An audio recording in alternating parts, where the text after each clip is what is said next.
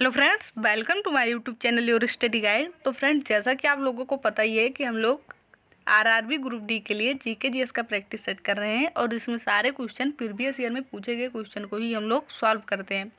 तो वीडियो आप लोगों के लिए बहुत ही इंपॉर्टेंट है, क्योंकि आप लोग ऐसा सिंगल क्वेश्चन नहीं देखेंगे जो किसी भी एग्जाम में पूछा ना गए हो। सारे क्वेश्चन मोस्ट इंपॉर्टेंट क्वेश्चन और एग्जाम में पूछे गए क्वेश्चन को ही मैंने इसमें लिया है।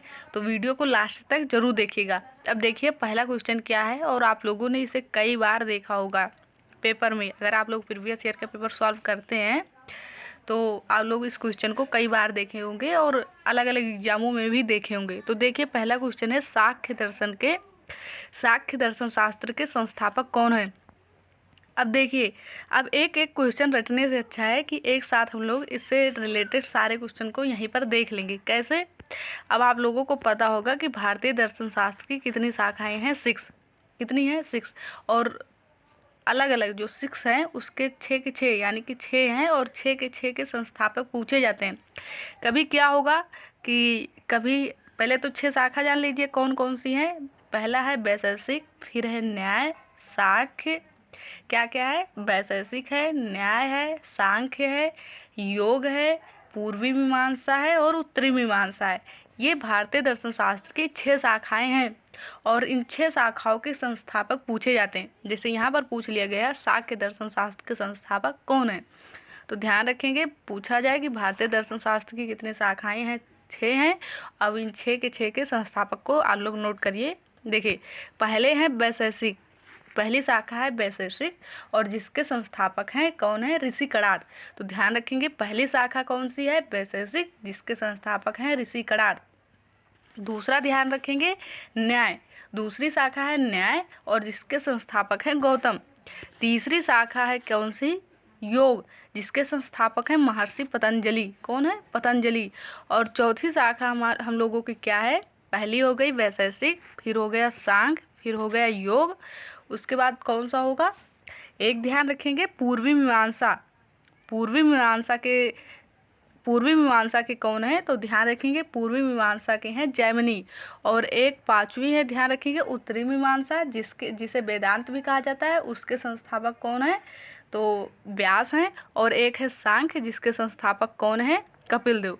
तो आई होप आप लोग समझ गए होंगे। अगर नहीं समझ में आया तो एक बार फिर से सुन लीजिए। पहली शाखा हम लोगों की कौन सी है? वैशेषिक, जिसके संस्थापक कौन है? ऋषि कणाद। दूसरी जो है वो है न्याय और उसके संस्थापक कौन है? गौतम। तीसरी कौन सी है? तीसरी है सांख्य, जिसके संस्थापक है कौन? कपिल। चौथी है योग, जिसके संस्थापक हैं महर्षि पतंजलि। पांचवी है पूर्वी मीमांसा, जिसके संस्थापक है जैमिनी। और छठी कौन सी है? उत्तरी मीमांसा, जिसे वेदांत भी कहा जाता है, और उसके संस्थापक कौन है? तो व्यास। ये 6 शाखाएं हैं, ध्यान रखिएगा। इतनी इम्पोर्टेंट बात है, बहुत इंपॉर्टेंट बात है। और 6 के 6 को एक जगह नोट करिए और सारे के संस्थापक को ध्यान रखिए, मोस्ट इंपॉर्टेंट है। आप लोगों को पता होगा भारतीय दर्शन शास्त्री है, पूछा जाता है। आप लोग ग्रुप डी की तैयारी कर रहे हैं तो आप लोग केमिस्ट्री भी पढ़ते होंगे और उसमें आप लोगों ने पढ़ा होगा कि ऋषि कणाद की एटॉमिक थ्योरी। पता होगा आप लोगों को कि परमाणु के बारे में जानकारी सबसे पहले कहाँ से मिलती है? तो भारतीय दर्शन शास्त्र से ही मिलती है। और वहाँ पर आप लोगों ने पढ़ा होगा ऋषि कणाद की एटॉमिक थ्योरी, जिसमें क्या कहते हैं वो? उसमें कहते हैं कि यदि आप किसी भी पदार्थ को विभाजित करते हैं तो वो टूटता जाएगा, लेकिन एक अवस्था आएगी कि वह पदार्थ टूटना बंद हो जाता है और उसी को परम अणु कहा जाता है, यानी कि परमाणु। तो ये है ऋषि कणाद की एटॉमिक थ्योरी। आई होप आप लोग अगर केमिस्ट्री पढ़ रहे हैं तो ये सारी बातें आप लोगों को पता होगी। अगर नहीं भी पता है तो अब पता हो गई होगी। और ये जो मैंने 6 दर्शन शास्त्र के, भारतीय दर्शन शास्त्र के शाखा बताए, इसके संस्थापक बताए, ये नोट कर लीजिएगा। अब यहाँ पर इसका आंसर आप लोग आसानी से दे पाएंगे कि साख्य दर्शन शास्त्र के संस्थापक कौन है। तो ध्यान रखिएगा साख्य दर्शन शास्त्र के संस्थापक कौन है? कपिल हैं। गौतम न्याय के हैं। पतंजलि किसके हैं? तो पतंजलि किसके हैं? योग के। और जैमिनी किसके हैं? तो पूर्वी मीमांसा। आई होप आप लोगों को सारी बातें बहुत अच्छे ढंग से समझ में आ गई होंगी। नेक्स्ट क्वेश्चन देखिए, बंगाल का प्रथम गवर्नर जनरल कौन? अब देखिए ये 4-5 क्वेश्चन है जो पूछे ही जाते हैं। क्या? पहला पूछा जाएगा कि बंगाल का गवर्नर क्या पूछा जाएगा, सिर्फ गवर्नर, उसमें जनरल नहीं लगाएगा। पूछा जाएगा कि बंगाल का प्रथम गवर्नर कौन था। दूसरा पूछा जाता है कि बंगाल का प्रथम गवर्नर जनरल कौन था, उसमें गवर्नर जनरल जोड़ दिया जाएगा। फिर तीसरा पूछा जाएगा कि भारत का प्रथम गवर्नर जनरल कौन था। उसके बाद पूछा जाएगा कि भारत का प्रथम वायसराय कौन था, स्वतंत्र भारत का प्रथम गवर्नर जनरल कौन था। तो ये सारे क्वेश्चन बनते हैं और सारे क्वेश्चन को आप लोगों ने अच्छे से याद किया होगा, क्योंकि एग्जाम में क्वेश्चन बनता ही है। अगर नहीं भी पता है तो यहाँ से सुनिए। क्या पूछा जाए बंगाल का प्रथम गवर्नर, सिर्फ गवर्नर पूछेगा तो आंसर हो जाएगा रॉबर्ट क्लाइव। सिर्फ पूछेगा कि बंगाल का प्रथम गवर्नर कौन था तो ध्यान रखिएगा आंसर हो जाएगा रॉबर्ट क्लाइव। लेकिन पूछा जाए कि बंगाल का प्रथम गवर्नर जनरल कौन था तो राइट आंसर हम लोगों का हो जाएगा वारेन हेस्टिंग्स। क्या हो जाएगा, वारेन हेस्टिंग्स। पूछा जाए भारत का प्रथम गवर्नर जनरल कौन था तो आंसर होगा विलियम बेंटिंग। अगर पूछा जाए भारत का प्रथम गवर्नर जनरल कौन था तो ध्यान रखेंगे विलियम बेंटिंग था। लेकिन पूछा जाए कि भारत का प्रथम वायसराय कौन था तो आंसर हो जाएगा कैनिंग। ये सारे क्वेश्चन बहुत ही इंपॉर्टेंट क्वेश्चन है, ध्यान रखिएगा। भारत का प्रथम वायसराय कैनिंग, भारत का प्रथम गवर्नर जनरल तो कौन हो जाएगा, विलियम बेंटिंग। और पूछा जाए बंगाल का प्रथम गवर्नर जनरल तो वारेन हेस्टिंग्स, बंगाल का प्रथम गवर्नर रॉबर्ट क्लाइव। और अगर यही क्वेश्चन पूछ लिया जाए, जैसे यहाँ पर क्वेश्चन पूछेगा कि भारत का प्रथम गवर्नर जनरल कौन था तो आंसर होगा माउंटबेटन। सॉरी, क्या हो जाएगा, अगर पूछा जाए कि भारत का प्रथम गवर्नर जनरल कौन था तो विलियम बेंटिंग आंसर होता है। लेकिन पूछा जाए स्वतंत्र भारत के प्रथम गवर्नर जनरल भारत के कौन थे तो माउंटबेटन आंसर हो जाएगा। यहाँ पर कंफ्यूज मत हो जाइएगा। अगर पूछा जाए सिंपल कि भारत का प्रथम गवर्नर जनरल तो आंसर विलियम बेंटिंग। लेकिन पूछा जाए स्वतंत्र भारत का प्रथम गवर्नर जनरल कौन था तो ध्यान रखेंगे आंसर हो जाएगा माउंटबेटन। और वहीं पर अगर कुछ क्वेश्चन पूछा जाए कि स्वतंत्र भारत के प्रथम भारतीय गवर्नर जनरल कौन थे तो श्री राजगोपालाचारी। 3 क्वेश्चन है, बहुत कंफ्यूज करते हैं, ध्यान रखिएगा। भारत का प्रथम गवर्नर जनरल विलियम बेंटिंग, स्वतंत्र भारत का प्रथम गवर्नर जनरल माउंटबेटन, स्वतंत्र भारत के प्रथम भारतीय गवर्नर जनरल कौन थे तो श्री राजगोपालाचारी।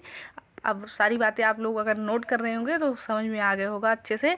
यहाँ पर आंसर क्या हो जाएगा, बंगाल का प्रथम गवर्नर जनरल कौन था तो आंसर हो जाएगा वारेन हेस्टिंग। वहीं पर सिर्फ गवर्नर पूछता तो रॉबर्ट क्लाइव आंसर हो जाता। ध्यान रखिएगा। भारत के प्रथम गवर्नर जनरल कौन थे तो विलियम बेंटिंग थे और भारत के प्रथम वायसराय कौन थे तो कैनिंग थी। आई होप सारी बातें आप लोगों को अच्छे से समझ में आ गई होंगी। अब चौरी चौरा कांड से कौन नहीं परिचित है, सभी लोग जानते हैं।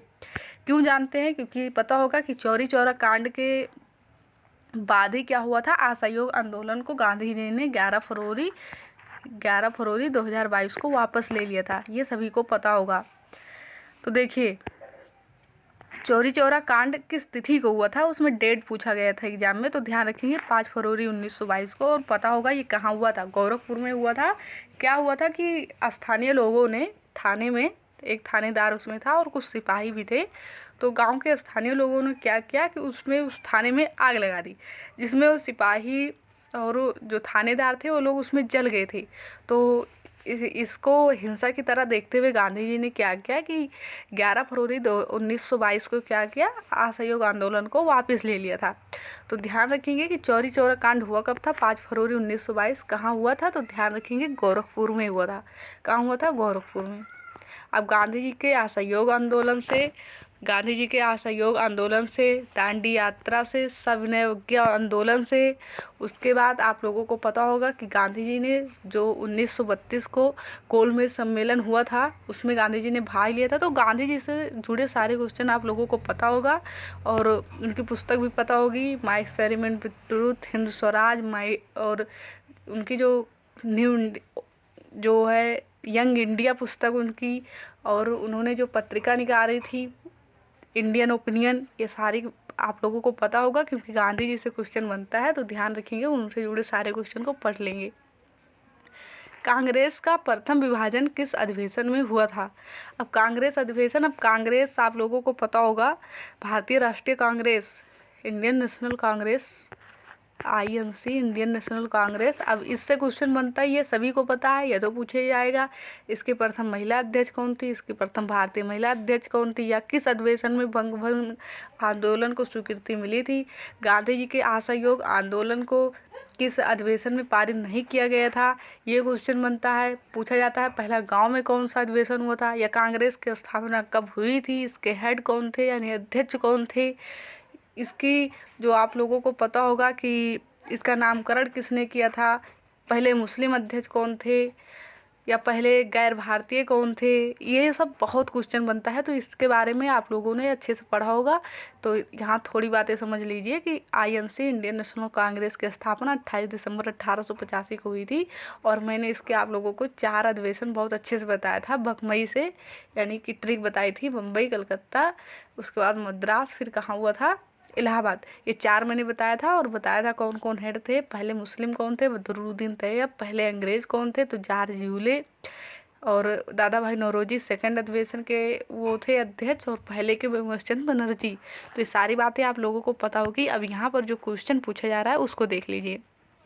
इस समय गवर्नर कौन था, तो ध्यान रखेंगे इस समय गवर्नर जनरल कौन था, डफरिन था। तो ध्यान रखिए कि कांग्रेस जो सूरत अधिवेशन 1907 में हुआ था, इसमें क्या हुआ था, गरम दल और नरम दल, ये इनका विभाजन हो गया था 1907 में, और राम बिहारी बोस इसके अध्यक्ष थे इस समय, ये ध्यान रखेंगे। अब उसके बाद ध्यान रखेंगे जो कानपुर अधिवेशन 1925 में हुआ था, इसमें सरोजिनी नायडू हेड बनी थी। और सरोजिनी नायडू हेड मतलब अध्यक्ष, तो सरोजिनी नायडू भारतीय राष्ट्रीय कांग्रेस की पहली भारतीय महिला अध्यक्ष बनी थी। इसलिए पूछा जाता है कि भारत की पहली महिला कांग्रेस के अध्यक्ष कौन बनी थी, सरोजिनी नायडू। पूछा जाता है कहाँ अधिवेशन हुआ था, कब हुआ था, तो ध्यान रखेंगे 1925 में कानपुर में हुआ था। अच्छा, ये जो बेलगांव 1924 है, इसमें अध्यक्ष कौन थे, इसमें अध्यक्ष थे हमारे गांधी जी। कौन थे, बापू गांधी जी थे। और ये ध्यान रखेंगे कि गांधी जी कांग्रेस अधिवेशन के सिर्फ एक बार अध्यक्ष बने थे, वो भी बेलगांव अधिवेशन 1924 में। और ये कांग्रेस का किस नंबर का अधिवेशन था, तो ये कांग्रेस का 40वां अधिवेशन था। क्योंकि गांधी जी हेड थे इसलिए बहुत इंपॉर्टेंट बनता है, पूछा जाता है किस नंबर का अधिवेशन था, तो 40वां अधिवेशन था, बेलगांव में हुआ था 1924 में, और गांधी जी इसके हेड थे, ये भी ध्यान रखेंगे। अगला क्वेश्चन देख लीजिए, 1857 की क्रांति से 5 क्वेश्चन मैंने हिस्ट्री से लिया है, जो पूछे गए एग्जाम में क्वेश्चन है, ध्यान रखेंगे। और ये लास्ट क्वेश्चन है हिस्ट्री का। लखनऊ में 1857 की जो क्रांति हुई थी, लखनऊ में 1857 ईस्वी के विद्रोह का नेतृत्व किसने किया। और ये आप लोगों को पता होगा कि जो सीई होता है, कॉमन एरा, आप लोगों को पता होगा, आप लोगों ने पहले पढ़ा होगा बीसी बिक्रमी संवत, और सी क्या होता है, बिक्री यानी कि ईस्वी। तो इसे अब बीसी को क्या कहा जाता है, अब इसे बीसी ना कहकर आप लोगों को पता होगा, नई किताब जो आती है एनसीईआरटी की, उसमें हो गया है बीसीई, बिफोर कॉमन एरा।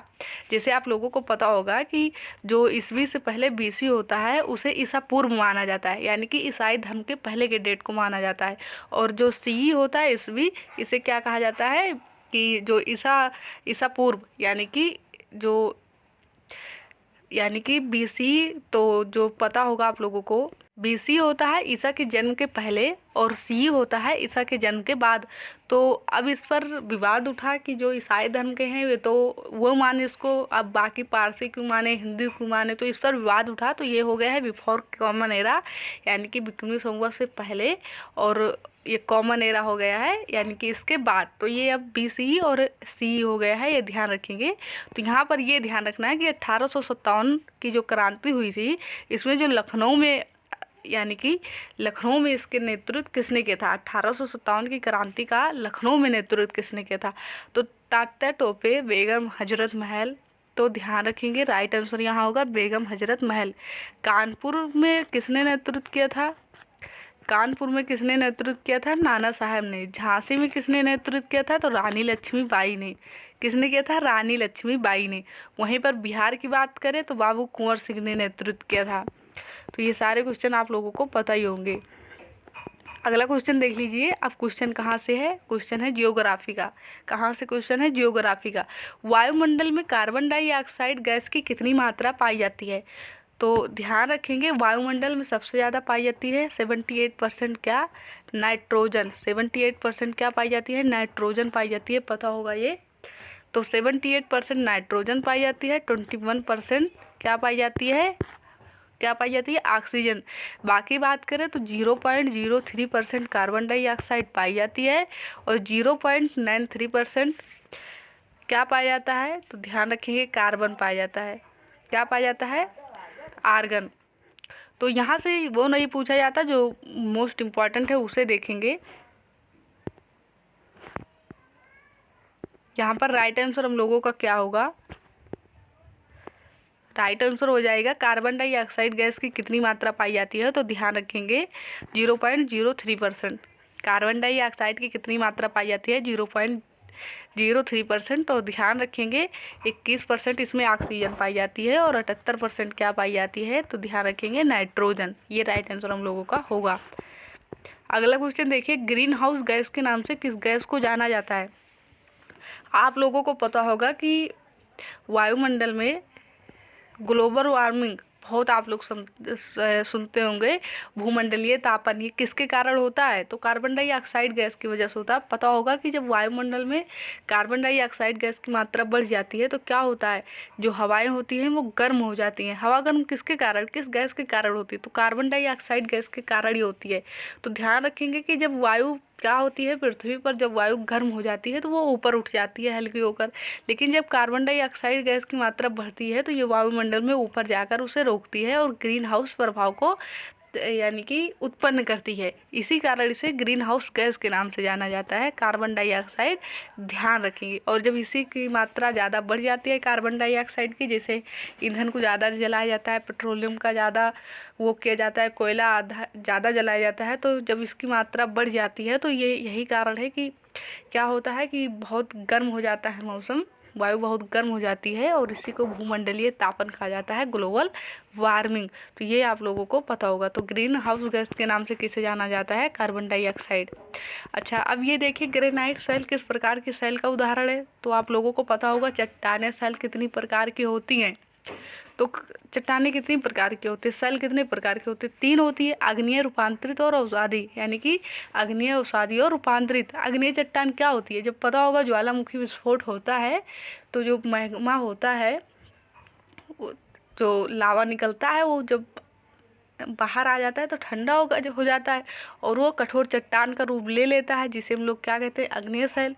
अच्छा, जब वही उस पर वायु के कारण और जल के कारण, इन सब के कारण उस पर दबाव लगता है तो क्या होता है, वो चटक जाती हैं, टूट जाती हैं, और टूट जाती है तो वो अवसाद के रूप में इकट्ठी हो जाती हैं। उसके बाद वो धीरे धीरे ढेर सारा इकट्ठा हो जाता है तो फिर से वो चट्टान का रूप ले लेती हैं, उसे कहा जाता है अवसाद। अच्छा, अवसाद क्यों कहा जाता है, क्योंकि उस पर पौधे जम जाते हैं, जीव जंतु हो जाते हैं, और जब उसके ऊपर कोई दूसरा पत्थर आता है तो वो उसी में दब जाते हैं, तो वो उसमें जीवाश्म होते हैं, वो नष्ट हो जाते हैं, यानी कि जीव जो होते हैं नष्ट हो जाते हैं, तो उसमें जीवाश्म पाया जाता है, या तो अवसादों के कारण होता है। तो ध्यान रखेंगे कि अवसादी चट्टानें होती हैं, इसमें जीवाश्म पाया जाता है। ये क्वेश्चन बहुत फंसाता है।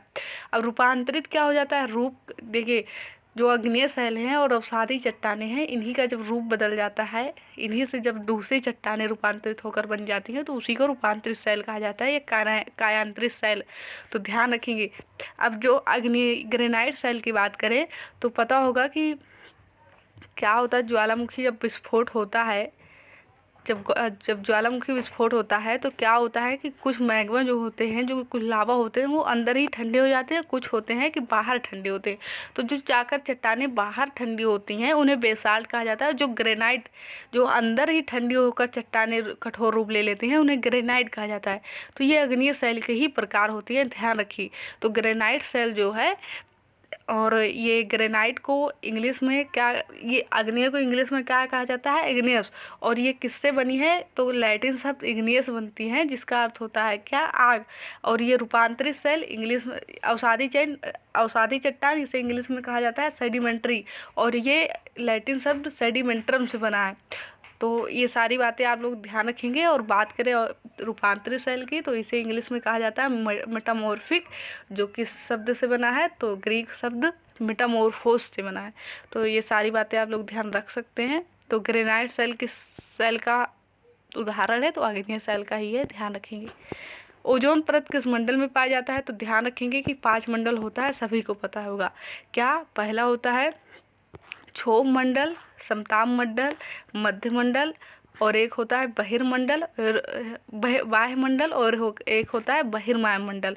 तो इस वायुमंडल को क्या कहा जाता है, जो आयन मंडल सब लोग कहते हैं, तो ये वायुमंडल का क्या होता है, एक भाग होता है जिसे आयन मंडल कहा जाता है। तो ध्यान रखें। अब देखिए ये पृथ्वी के सबसे नज़दीक है, इसमें मौसम संबंधी सारी घटनाएं होती हैं क्षोभ मंडल में ही।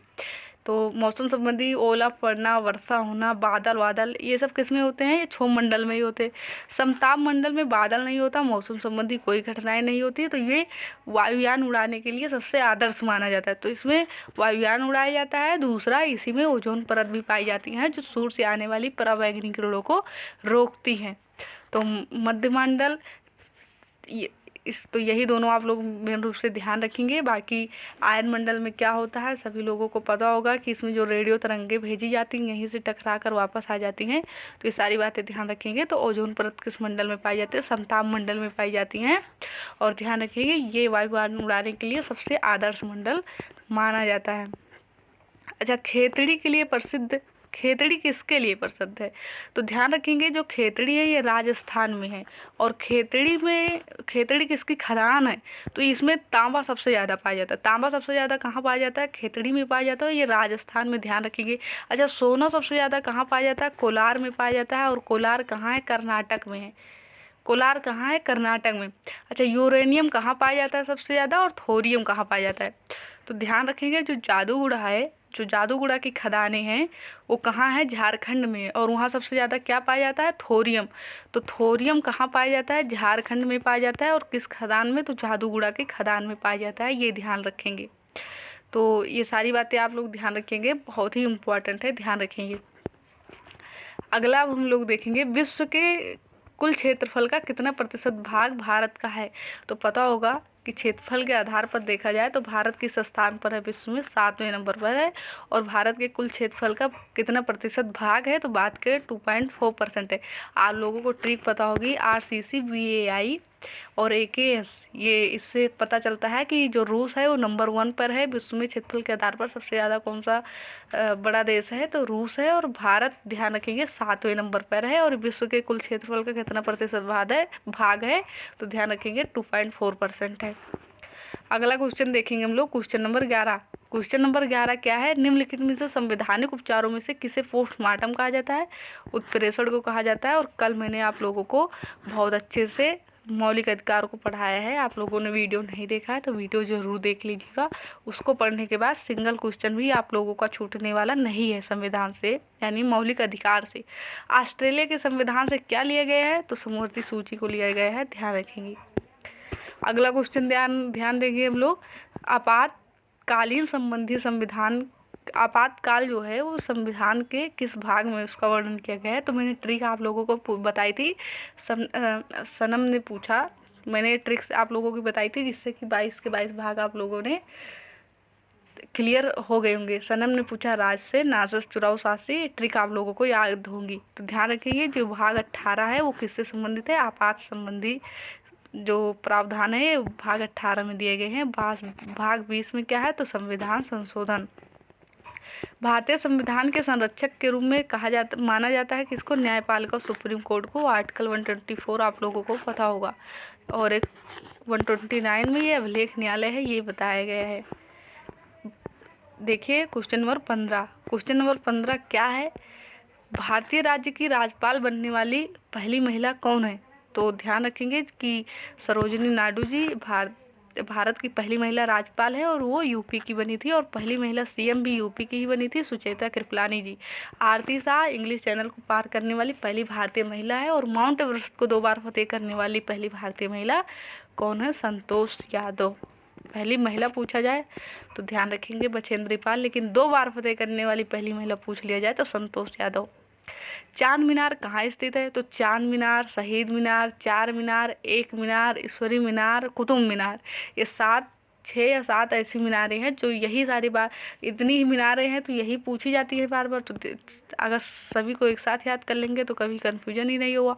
तो चांद मीनार कहाँ है, ध्यान रखेंगे दौलताबाद में है। वहीं चार मीनार एक होती है, ये है चांद मीनार, ये है चार मीनार। अगर चार मीनार पूछा जाए तो हैदराबाद में, शहीद मीनार पूछा जाए तो कोलकाता में है, ईश्वरी मीनार पूछ लिया जाए तो कहाँ है, ईश्वरी मीनार जयपुर में है। कुतुब मीनार कहाँ है, दिल्ली में है। झूलता मीनार कहाँ है, तो अहमदाबाद में है। तो ये सारी ध्यान रखेंगे, पूछा जाता है। क्वेश्चन नंबर 17 पूछ ले देखा जाए क्या है, तो देखिए बहुत इंपॉर्टेंट क्वेश्चन है। अब भारत के जितने पड़ोसी देश हैं उनकी आधिकारिक भाषा पूछी जाती है, आप लोगों को पता होगा। उनकी राजधानी पूछी जाएगी, और उनकी आधिकारिक भाषा क्या है ये पूछी जाएगी, उनकी मुद्रा क्या है ये पूछी जाती है। तो ध्यान रखेंगे। तो यहाँ हम लोग देख लेते हैं आधिकारिक भाषा। जोंगखा, भूटान की आधिकारिक भाषा क्या है, जोंगखा। श्रीलंका की सिन्हली, चीन की मंदारिन, म्यांमार की बर्मी हो जाएगी। और वहीं अफगानिस्तान की पूछ लिया जाए तो क्या है अफगानिस्तान की, तो ध्यान रखेंगे दारिया पास्तो, दोनों ध्यान रखेंगे। क्वेश्चन नंबर 18 क्या है, देखिए अनुष्का शंकर। मैंने ये आप लोगों को बताया है कि पंडित रविशंकर का संबंध किससे है, सितार वादक से है। वो सितार वादक है तो सितार से है। तो अनुष्का शंकर जो है वो भी सितार से ही संबंधित है। और जो पंडित रविशंकर हैं ये उनकी पुत्री हैं। पंडित रविशंकर की बात करें तो माई म्यूजिक माई लाइफ उनकी ऑटोबायोग्राफी, और 1999 में उन्हें भारत रत्न मिला था, ये भी आप लोगों को पता होगा। तो अनुष्का शंकर का संबंध किससे है, ध्यान रखेंगे सितार से है। और सितार से ही विलायत खां का संबंध है। मंजू हसन का, बंदे हसन का नाम उसी से संबंधित है। कार्तिक भी उसी से संबंधित है। तबला वादक जाकिर हुसैन, नाम मत भूलिएगा। इंडिया माई ड्रीम किसकी पुस्तक है, तो कल ही या परसों मैंने आप लोगों को ये बताया था, डॉक्टर APJ अब्दुल कलाम जी की है India my dream. Failure is a teacher, ये भी इन्हीं की है। और विंग्स ऑफ फायर भी किसकी है, APJ अब्दुल कलाम जी की। सनबर्न उत्सव किस राज्य का है, तो सनबर्न, चिक्कलकालो, जेवियर, थ्री किंग्स, ये सारे कहाँ के हैं, तो ध्यान रखेंगे ये सारे कहाँ के हैं, गोवा के हैं। कहाँ के हैं, गोवा के। बहुत पूछे जाते हैं। सिंगमो, वांड्रम, चिक्कलकालो, अंगूर उत्सव, जेवियर, वास्को, ये सारे कहाँ के हैं, गोवा के ही हैं। बहुत पूछा जाता है, ध्यान रखिएगा। यहाँ के फोक डांस, घोड़ा मोदनी, खोल ढकनी, ये सब हैं, बहुत पूछे जाते हैं, ध्यान रखिएगा। तो ये था हम लोगों का क्वेश्चन नंबर 20 और लास्ट क्वेश्चन। आई होप आप लोगों को वीडियो पसंद आया होगा। वीडियो पसंद आया तो वीडियो को लाइक करें, चैनल को सब्सक्राइब करें और अपने फ्रेंड्स के पास शेयर जरूर करें। Thank you for watching this video.